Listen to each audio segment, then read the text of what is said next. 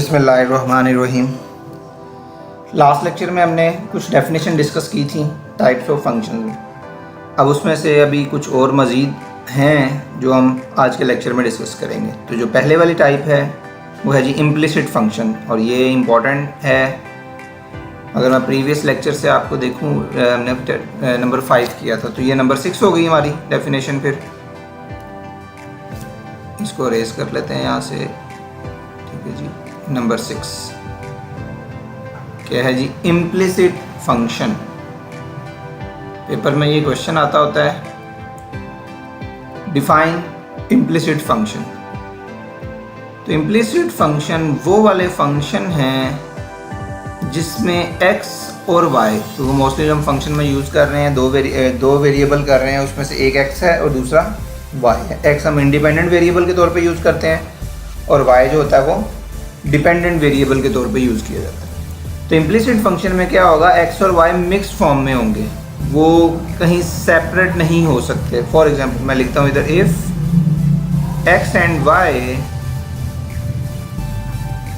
Are so mixed up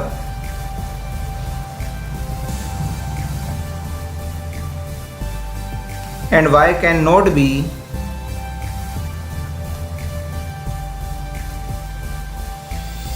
expressed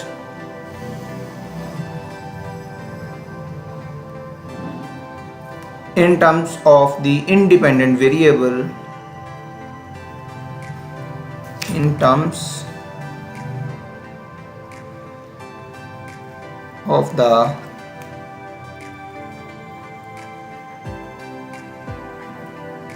independent variable x। मतलब x और y mix form में होंगे, और y जो है आप उसको सेपरेट नहीं कर सकते कि y सिर्फ और सिर्फ x के इक्वल आ जाए। Then y is called an implicit function. Then y is called an implicit function of x. For example, x square plus 2xy minus 3y square is equal to 0। अब देखिए इसमें x और y mix है, आप कोशिश भी करेंगे तो आपको x और y अलग नहीं होंगे, वो मिक्स फॉर्म में ही रहेंगे। इसी तरह फॉर एग्जांपल कुछ भी ले लें, 3x square y minus 3xy square minus 2xy is equal to 3 कर लें। देखिए इसमें भी x और y मिक्स फॉर्म में, आप कोशिश भी करेंगे तो x और y आपका सेपरेट नहीं होगा। जिसमें सेपरेट नहीं होगा उसको हम कहेंगे इम्प्लिसिट फंक्शन को। और जनरली इसको लिखा कैसे जाता है? Symbolically it is written as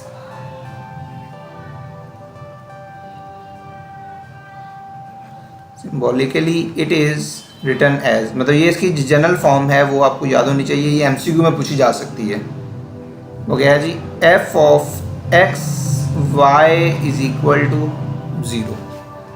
इसे कहते हैं इम्प्लिसिट फंक्शन। इसी तरह एक फंक्शन होता है एक्सप्लिसिट फंक्शन। तो एक्सप्लिसिट फंक्शन में क्या होगा, जिसमें x और y क्या होंगे, अलग अलग किए जा सकते हैं। मतलब y को हम y को हम इन टर्म्स ऑफ x लिखे जा सकते हैं, तो वो भी डेफिनेशन साथ इधर लिख लेते हैं। Number 7 explicit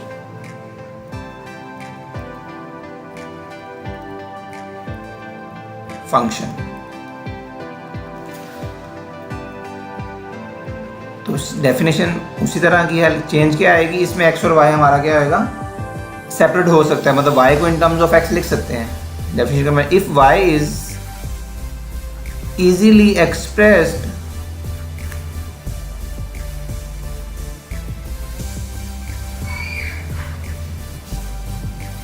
in terms of independent variable x,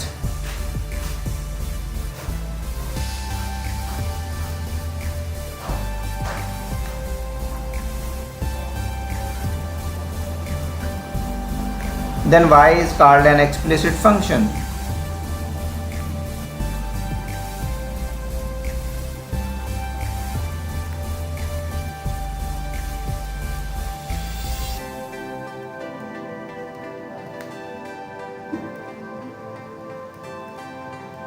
for example अब इसमें x और y आपका सेपरेट हो सकता है, कुछ भी लिख लें।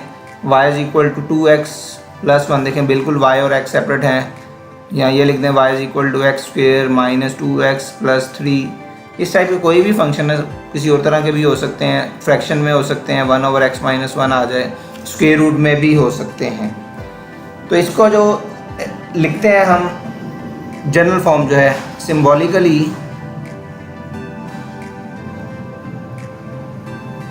It is written as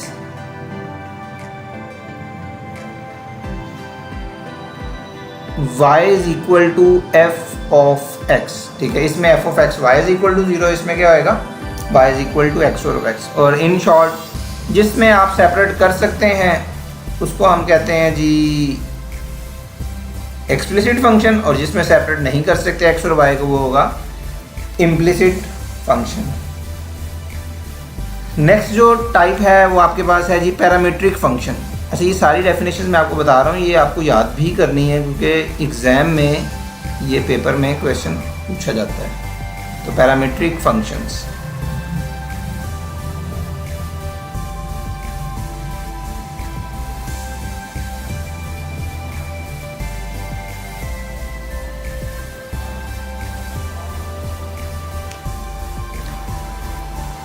parametric functions वो वाले फंक्शंस होते हैं जिसमें आप किसी भी कर्व को किसी दूसरे पैरामीटर में यूज़ करते हैं। मतलब suppose y is equal, x और y होते हैं ना, तो y is equal to f of t suppose कर लिया, और इसी तरह x इज़ इक्वल टू कोई g ऑफ t कर दिया।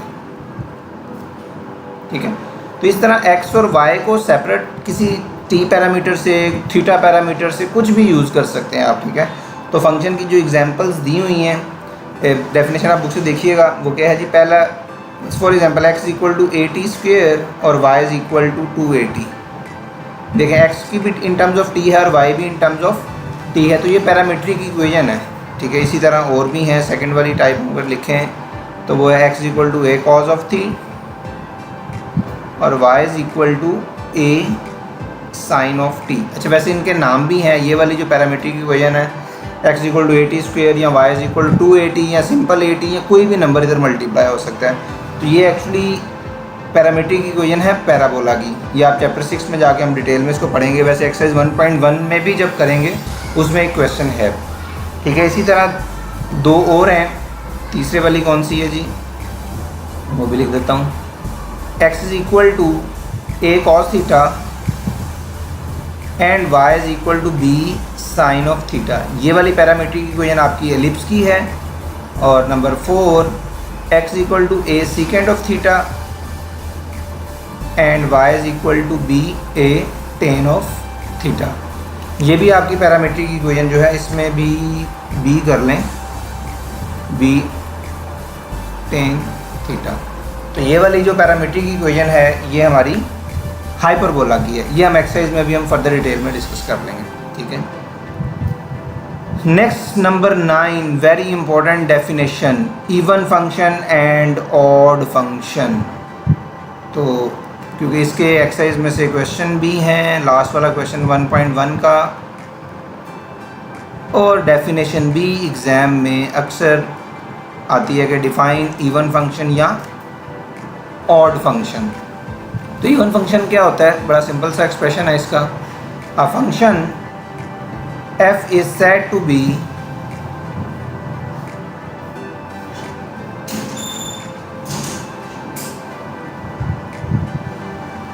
even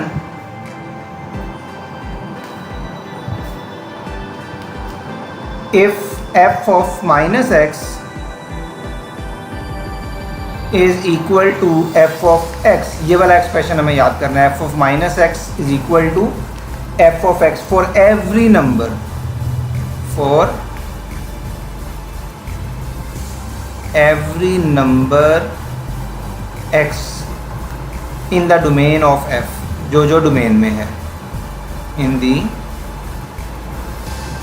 domain of f।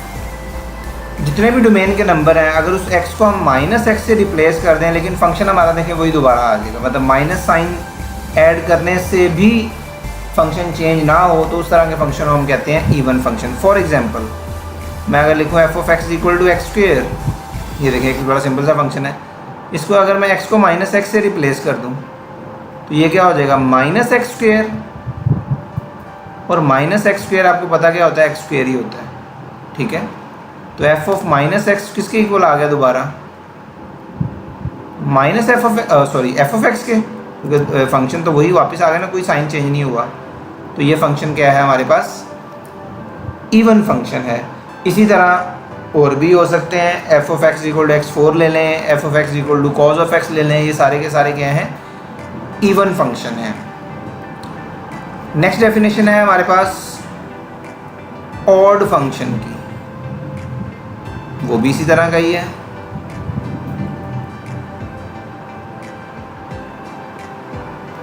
Odd function क्या है, a function f is said to be odd,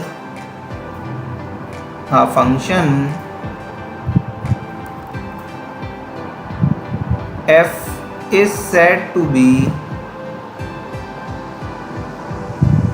odd if f of minus x is equal to minus f of x, मतलब आपने minus sign put किया लेकिन minus sign बाहर आ गया, तो वो फंक्शन क्या होगा, ऑड फंक्शन होगा। और वो जाहिर सी बात है, for every number x in the domain, domain के अंदर वाले जितने भी नंबर हैं। इसके लिए मैं एग्जांपल लिख देता हूँ। सपोज एफ ऑफ एक्स हमारे पास क्या है, एक्स क्यूब है, तो जब आप इसमें एफ ऑफ एक्स को माइनस एक्स पुट करेंगे तो ये क्या बन जाएगा, माइनस एक्स क्यूब।